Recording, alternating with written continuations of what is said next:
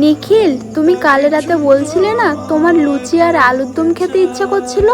আমার করা হয়ে গেছে, তুমি তাড়াতাড়ি হাত মুখ ধুয়ে খেতে এসো। ঠিক আছে। মা ছাড়া এমন করে কে ভাবে? কাল রাতে কি খেতে চেয়েছিলাম এত সকাল সকাল কষ্ট করে, ও সেটা বানিয়ে ফেলেছে।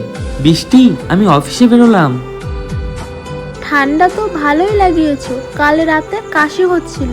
আজ সকালে বাবা বাজারে গেছিল, তাই বাবাকে বলে ওষুধ আনিয়েছি। এটা খেয়ে তারপর অফিসে যাও, চারিদিকে যা জ্বর হচ্ছে।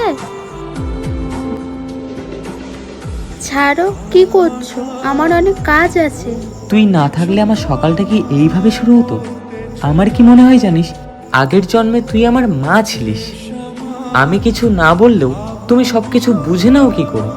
তুমি মুখে বলো না ঠিকই, কিন্তু তোমার চোখে সবকিছু লেখা থাকে। একদিন যে মেয়েটা স্বামীর হাত ধরে নতুন ঘরে আসে, সময়ের সাথে সে শুধু স্ত্রী নয়, একদিন হয়ে ওঠে মায়ের মতো।